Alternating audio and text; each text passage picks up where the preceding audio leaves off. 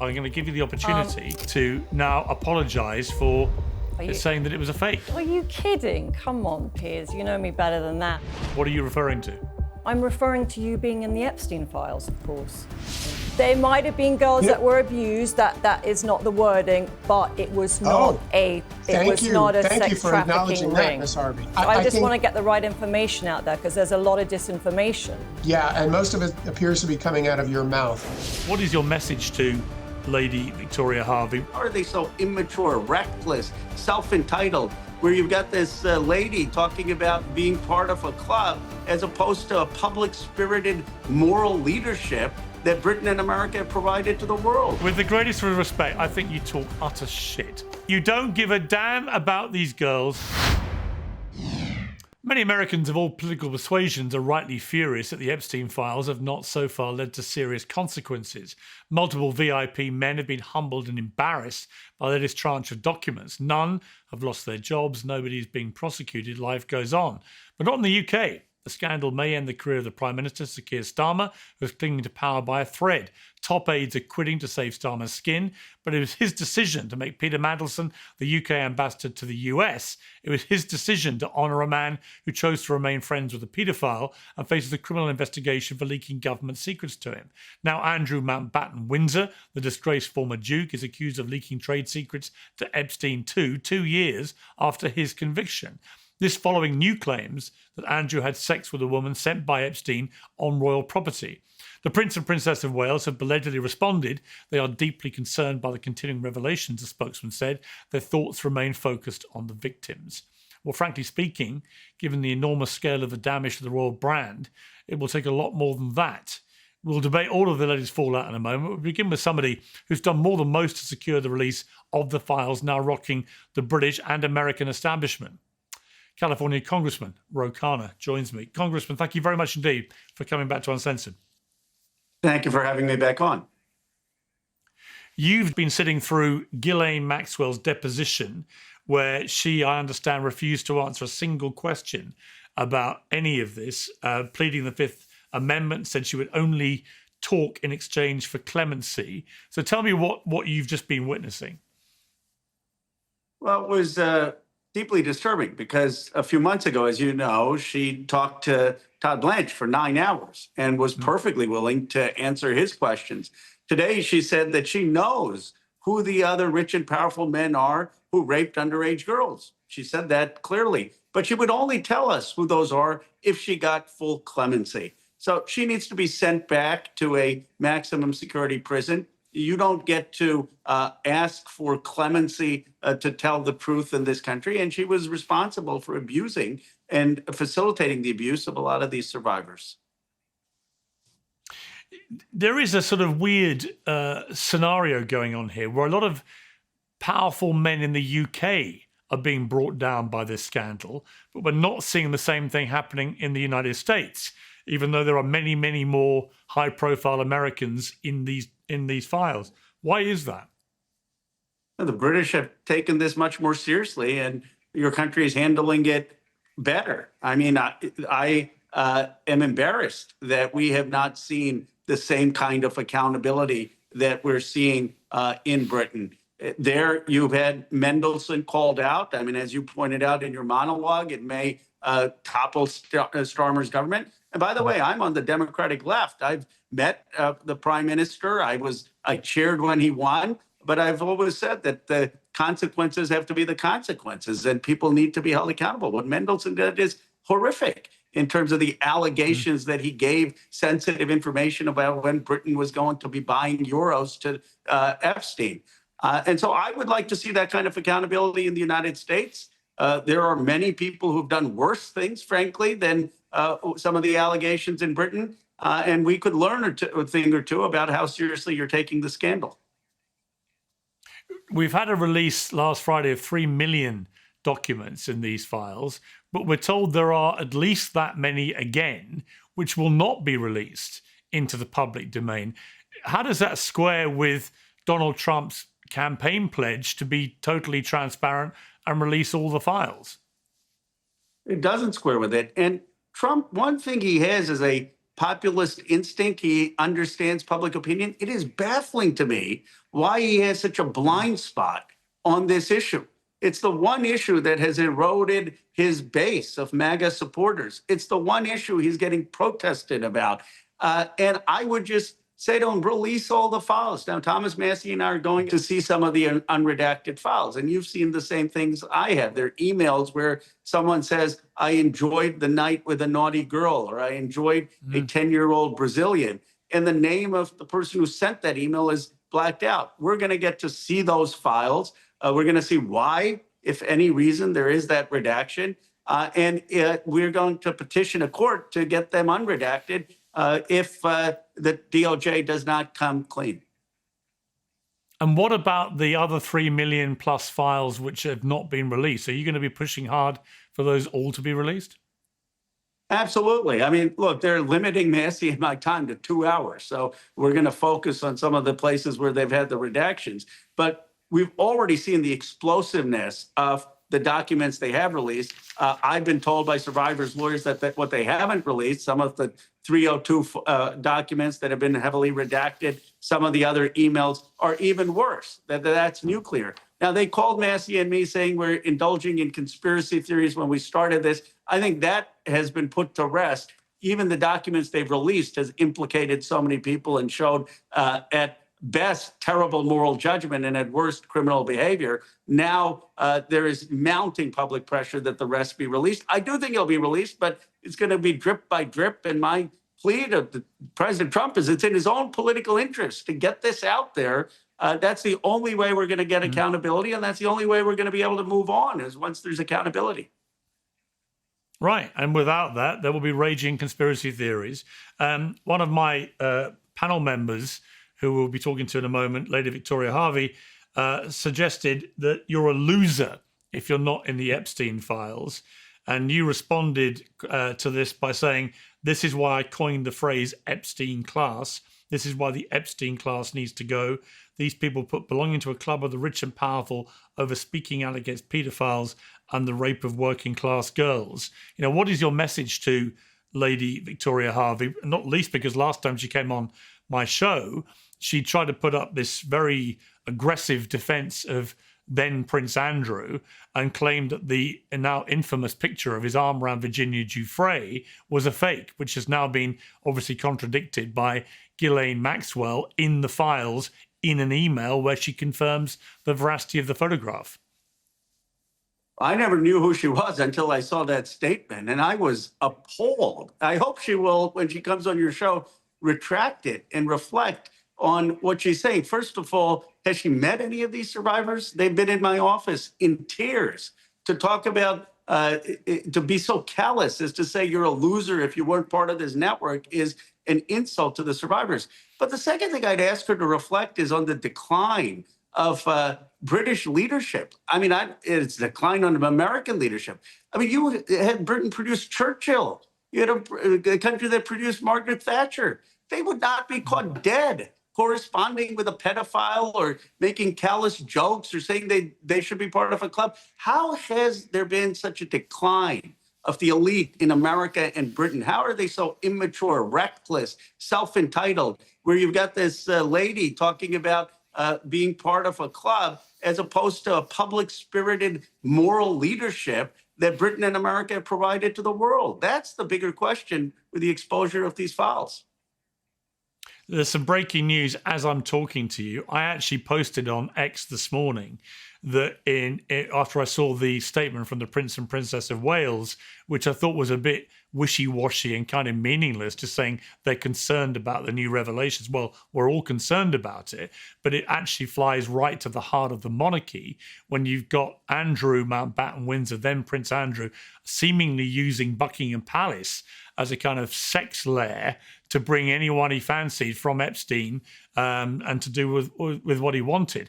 And, you know, to me, that's a very serious set of circumstances which the royal family just haven't properly addressed. He's been removed from his grace and favour luxury home, royal home, but he's going to get another one, just a bit smaller. And I said, you know, the only way that this can get to me, satisfactorily resolved from the royal family's point of view to minimize what could be an existential threat to the monarchy itself if this carries on, is for the King Charles, to order his brother to cooperate with the Metropolitan Police in the UK or any other police authority here about what was happening here and the allegations against him under oath, and to do the same with the investigating authorities in the United States, where he obviously still faces very serious charges. And as we've been talking, Buckingham Palace now says it stands ready to help Thames Valley Police, which is close to London, in its assessment of allegations against Andrew Mountbatten Windsor. Quote, the King has made clear in words and through unprecedented actions his profound concern at allegations which continue to come to light in respect of Mr. Mountbatten Windsor's conduct, the palace said.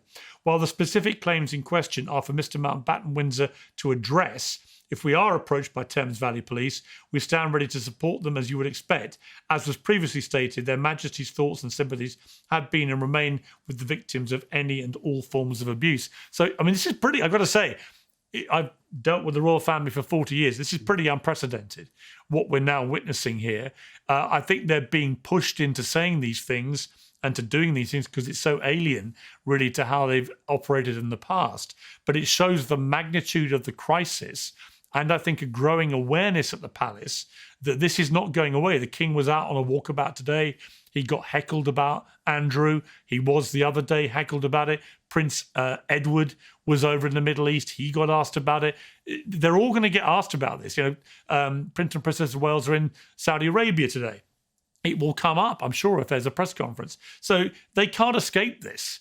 And it seems to me, unless Andrew does actively cooperate with the authorities in the UK and US, then this gets ever more damaging for the royal family.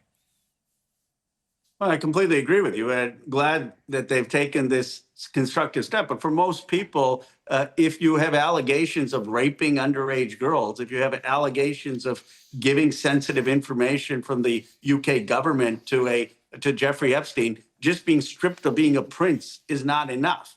And I don't know the details whether this new house he's going to have is on the public dime or his own money. But if it's on the public dime, that seems totally unreasonable. And so he needs to face the law just like anyone else. This is the fundamental issue in this entire Epstein saga, that they're a group of people who think they're above the law. And it's fueled in populist anger in America and in the Western world, that these group of people who think they don't have to abide by the law are getting away with things while ordinary Americans, ordinary people in Britain are suffering. And the royal family, if they don't address that head on, could be swept out, but with this kind of legitimate anger at an elite class. So I believe, look, it's obviously for the king and queen to decide, but I would answer the press's questions. I do a press conference. It's a different time. You can't have the queen visiting somewhere and then be annoyed because she's being asked a question. I mean,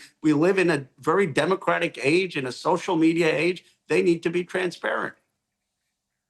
Yeah, I agree. And finally, on Sir Keir Starmer, the British Prime Minister, his revelation last week, his admission that when he appointed Peter Mandelson as the new UK ambassador to the United States, that he had been told, the Prime Minister, that Mandelson had continued his relationship with Epstein after Epstein's conviction for being a paedophile.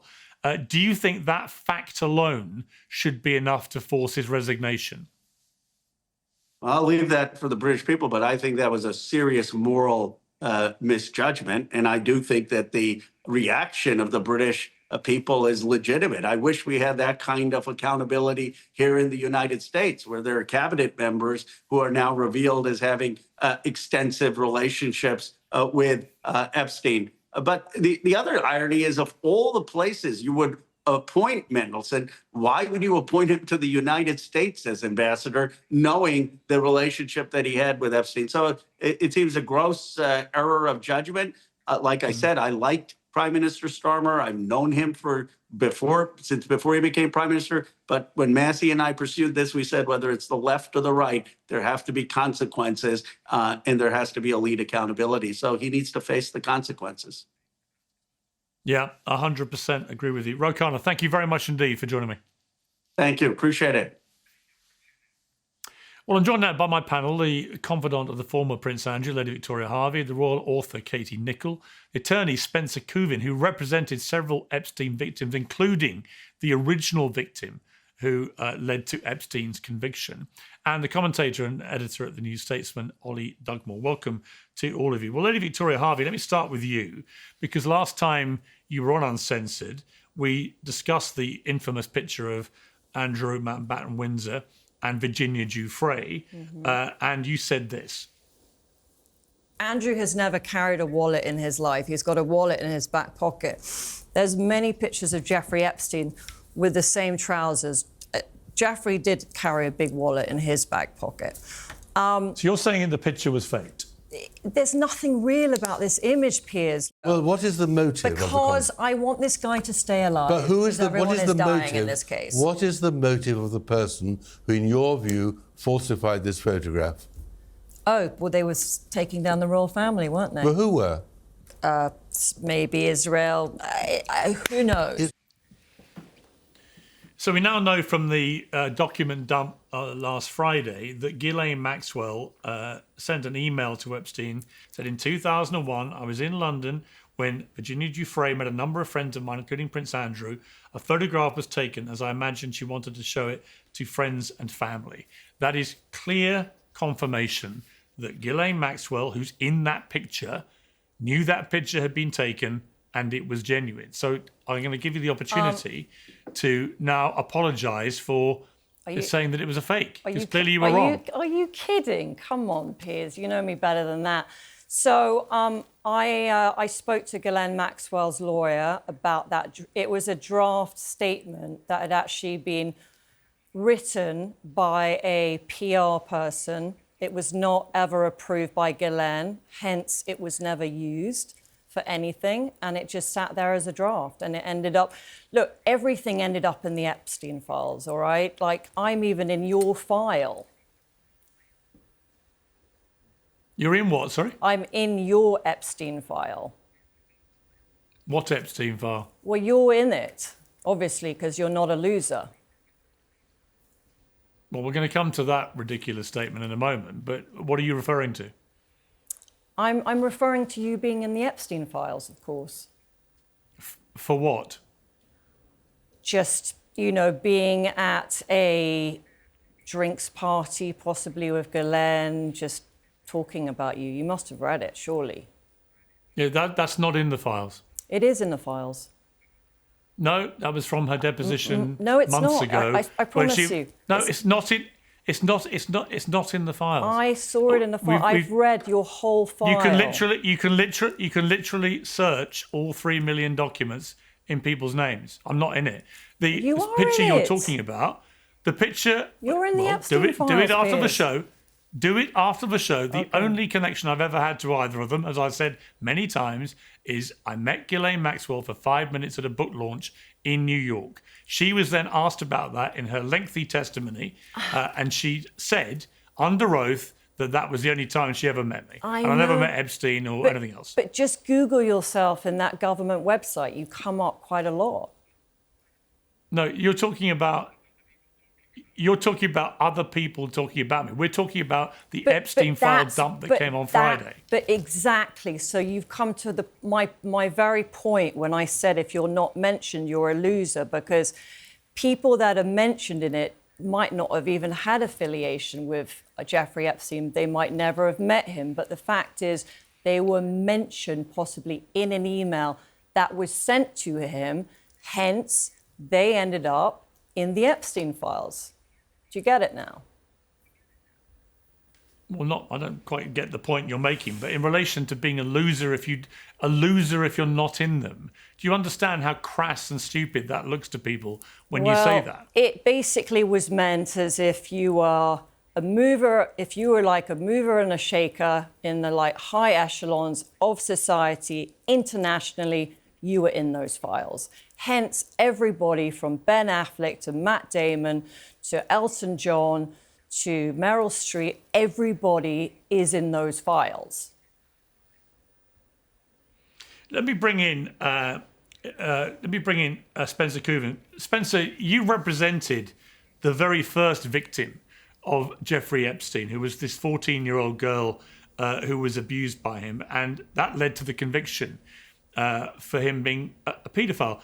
Two things about this, because I've seen you talking about this. I wanted to get you on the show to discuss this further.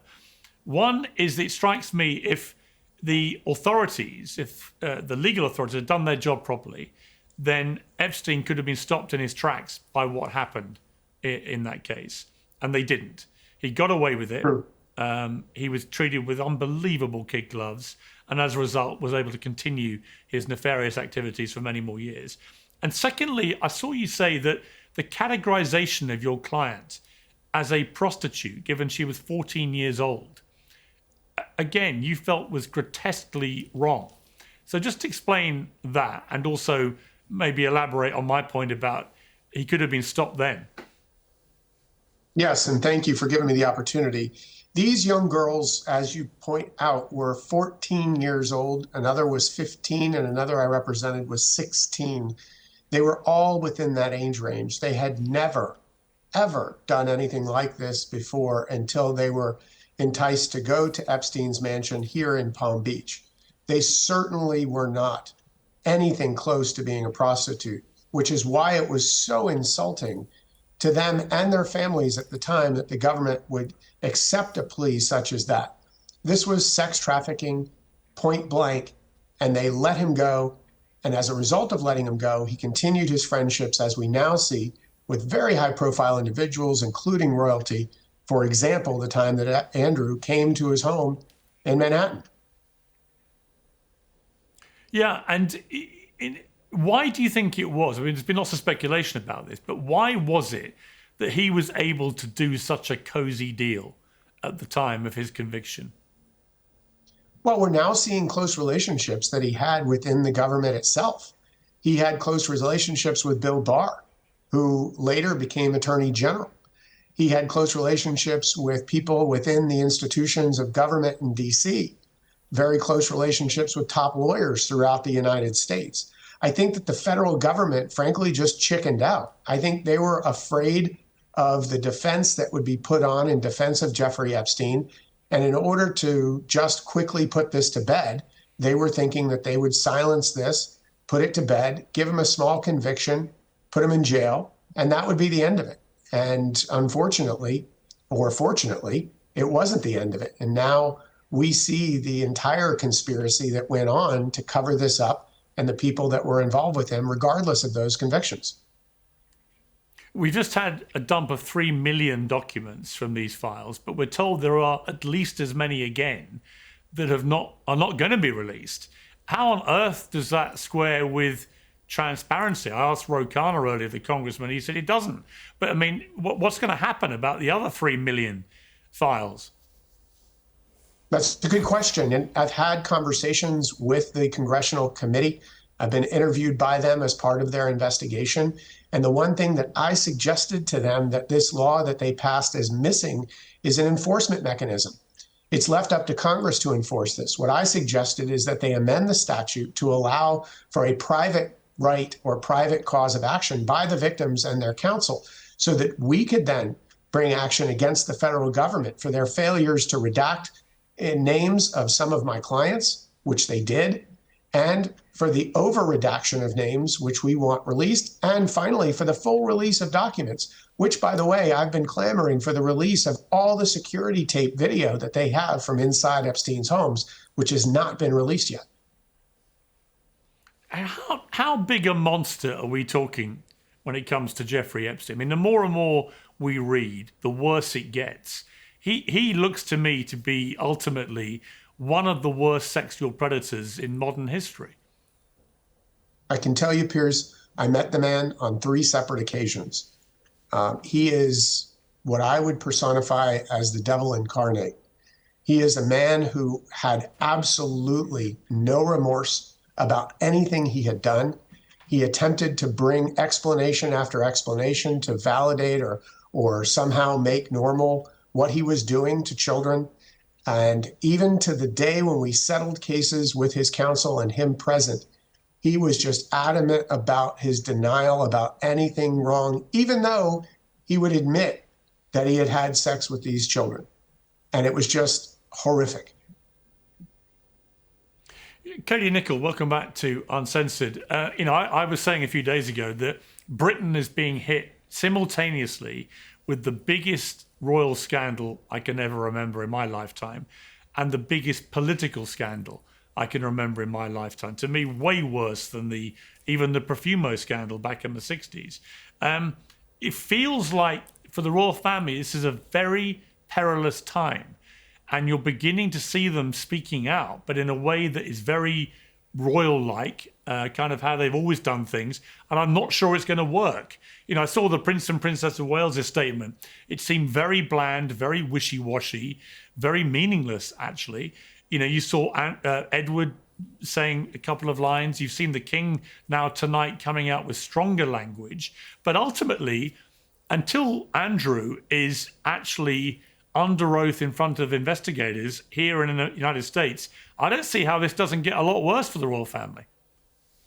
Well, Piers, I think they're almost in an impossible situation. I was speaking to a former palace aide actually last week for a piece I was writing for Vanity Fair, and they said that this was the worst constitutional crisis they felt since the abdication. And when you consider the 90s, obviously, you were a newspaper editor at that time, you know exactly the sort of stories that were going on. The death Diana almost threatened to unhinge the monarchy at one point. It's not like this is a monarchy that has sailed through the decades seamlessly. There have been many challenges, many turbulent times. I mean, don't need to go that far back to Harry and Meghan leaving when we were wondering if that might be a constitutional crisis just because of how it left the state of the monarchy. But this, as you say, is in a different sphere altogether. And when you comment on how the royals are reacting, I think we have to cut them a bit of slack because they are in uncharted territory as well. I mean, unless Andrew gets up and is questioned, and we understand now to Buckingham Palace that the palace will be willing to cooperate with the Met Police, Thames Valley Police if they have to. But unless Andrew is up there testifying and answering those questions, is it for the King to apologise on his behalf? I don't personally think it is. I think the King's done everything he can do. He's stripped Andrew of his titles. He's pushed him out of Royal Lodge. He's keeping him contained on the Sandringham estate. I don't feel that it's the King's position to apologise. I know there have been protests. I know he's been heckled. I think he's in a very, very difficult situation. But this is uncharted territory. I think the one person perhaps who could have answered some questions is indeed the late Queen. And of course, she's not here to do that. But she was the one that sanctioned that 12 million payoff to Virginia Giuffre. Let's not forget a woman who Andrew can't remember meeting. And yet there was a rumoured, estimated, we don't know for fact, but £12 million settlement. So questions being asked just about how much the late Queen Elizabeth II knew about what was actually going on. But until we hear it from Andrew, it's speculation.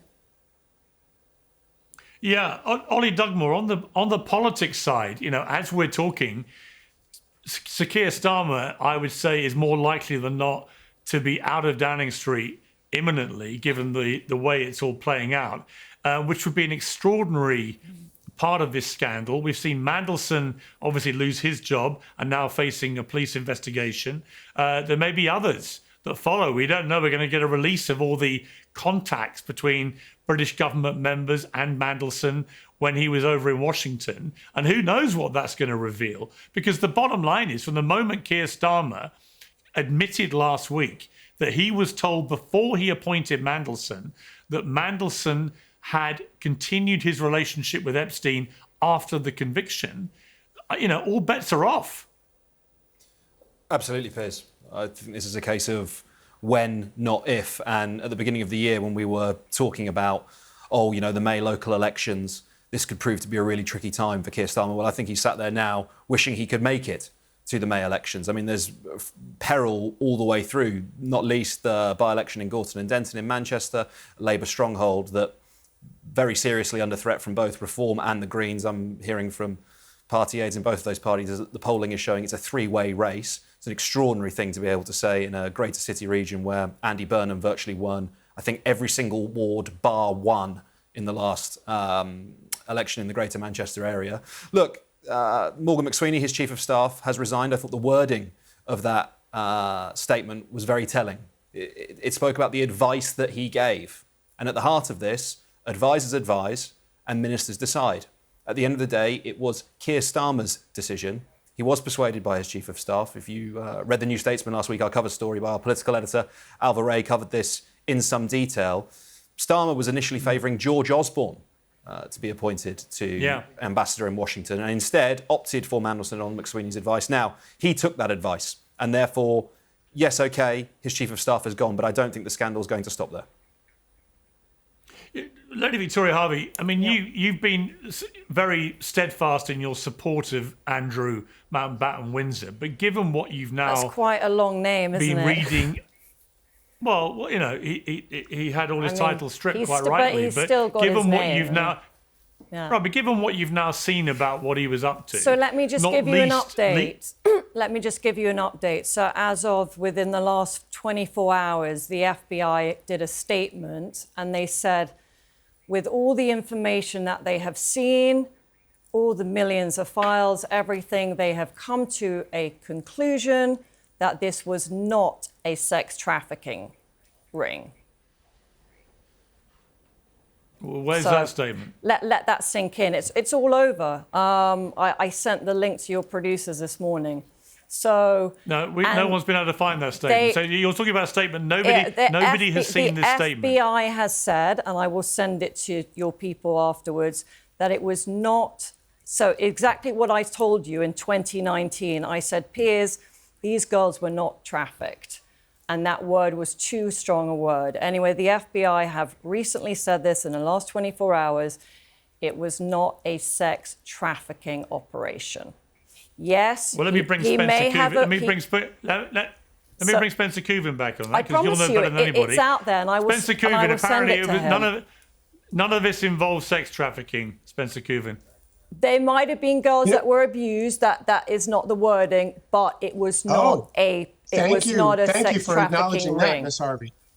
So I just want to get the right information out there, because there's a lot of disinformation. Well, yeah, and most of it appears to be coming out of your mouth. I think at the end of the day, what we need to remember, you're making money from this.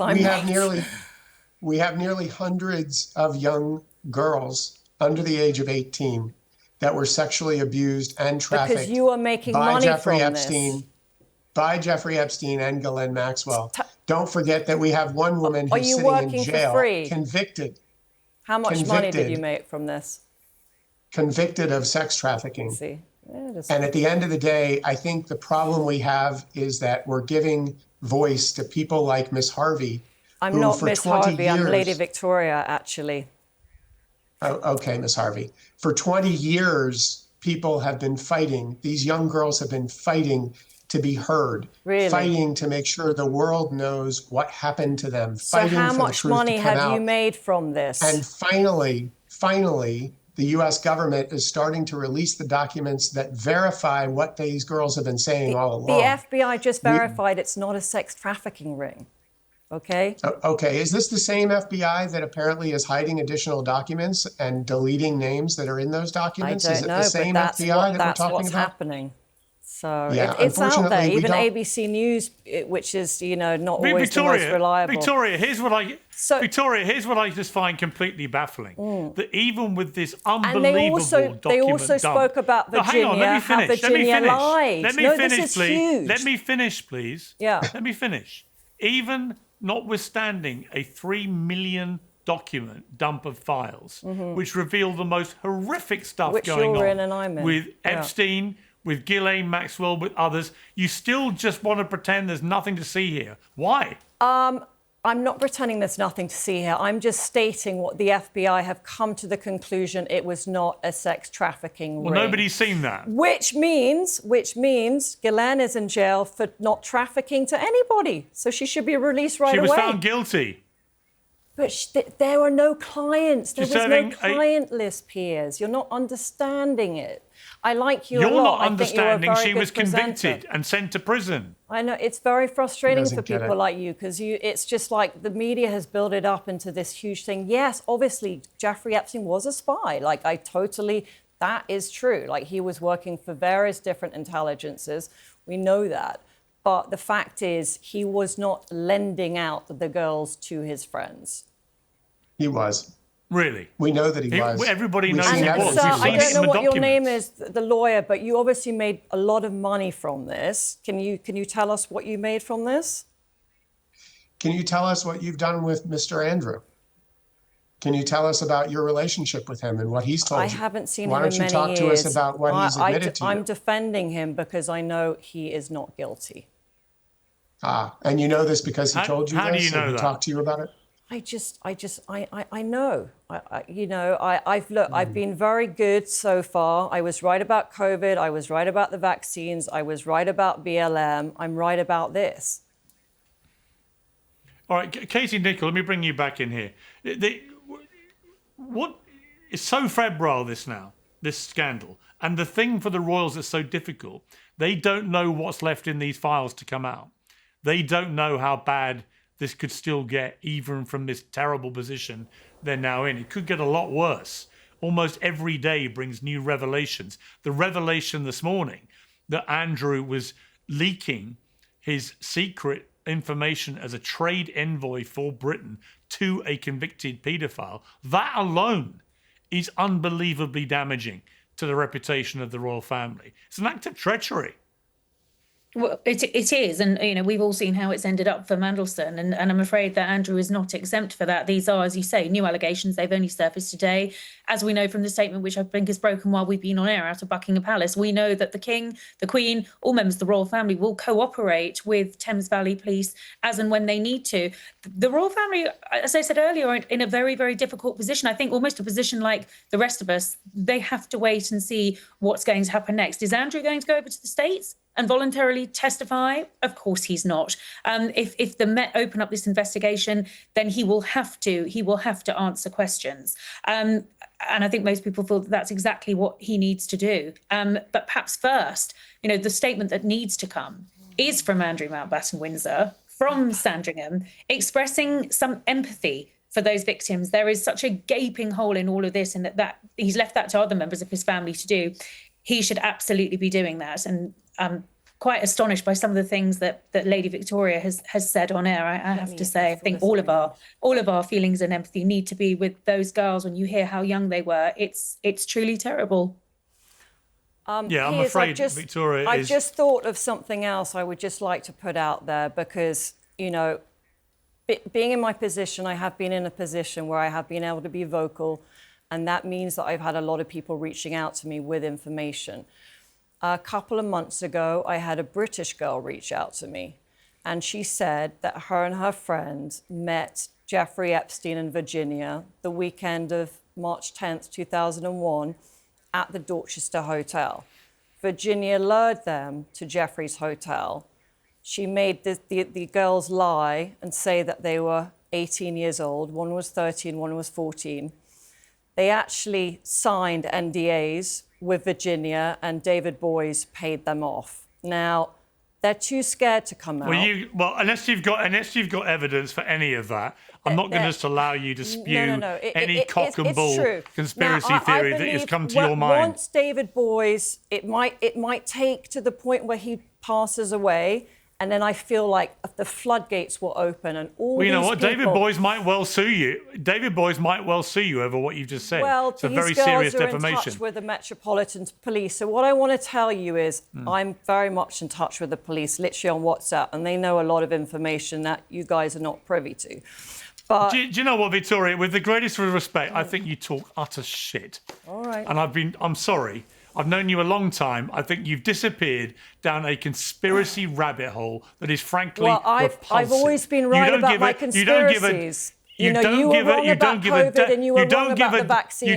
You don't give a damn about these girls. You don't give a damn about these victims. You think it's fine to smear all of them. You admit it. You proudly admit it. And I think it's shameful. Why would I feel sorry for people that are liars? We now know from these documents just how disgusting this scandal is, and yet still you come on shows like this and you're still in total denial for reasons that completely baffle me. Can we talk about the quality of girls? So Anushka DeGiorgio as an example. You know what she did? Like, this is the caliber of person we're talking about. Anushka DeGiorgio... Actually, I'm not going to let you smear them. I'm sorry. I'm not. She was the girl that set up Tom Parker No, I'm not going to let you do it. No, sorry, she cut did it, it. Mike. She did that long story. I'm not letting you do it. I'm not letting you smear these victims anymore. I'm just not going to let you do it. Just cut her off. Oli Dugmore, this is an extraordinary scandal in so many ways. But, I mean, in your lifetime, have you ever seen anything quite like this in terms of the double-pronged threat to the real pillars of British establishment. No, I haven't, Piers. You used Profumo as an example, as a point of reference. Profumo was a more junior appointee than Mandelson was, and obviously absolutely not a member of the royal family. Look, this might sound a slightly strange way of thinking about this, but it will make sense in the end. I've been thinking a lot these last few weeks about what being a man is, Piers, and I think one of the best things any man can do in his life is to involve himself in a child, whether that's becoming a father or if you find a child that is growing up in a fatherless household, is to present them with a positive male role model, taking them to the football, taking them to the boxing, teaching them how to cook, teaching them how to communicate. All of these things, it's one of the best things, most meaningful things a man can do in his life. And I think it's one of the most important things that we have in our toolkit for combating the masculinity and misogyny crisis that we face in our society now. Because there is a strain of manhood in our society that views women as sex objects, not as friends, not as people. It views them as Pokemon cards, collectibles.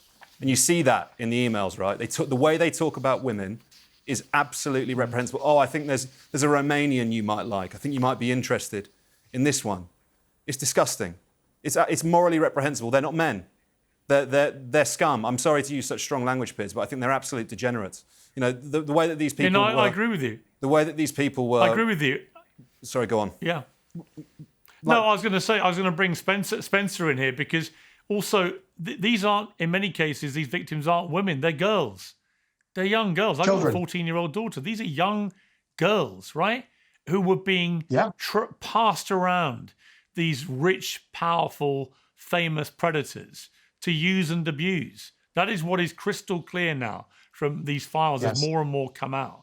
And this is just the stuff they've shown us. We don't even know what's in the other 3 million. I mean, God knows what's in there. But it's horrific. And yet there is a lot of accountability going on in the UK. But as I said to Khanna earlier, there seems to be no accountability going on in the United States. Why do you think that is?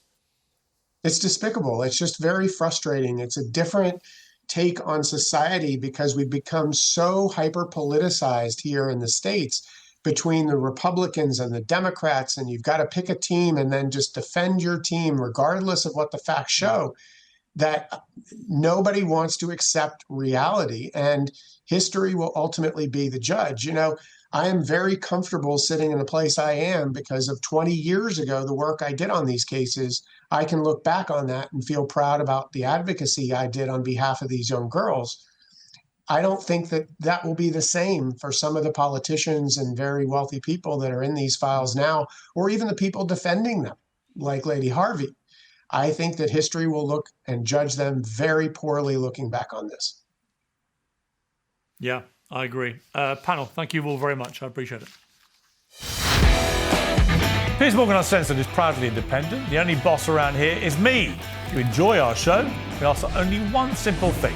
Hit subscribe on YouTube and follow Piers Morgan Uncensored on Spotify and Apple Podcasts. And in return, we will continue our mission to inform, irritate and entertain.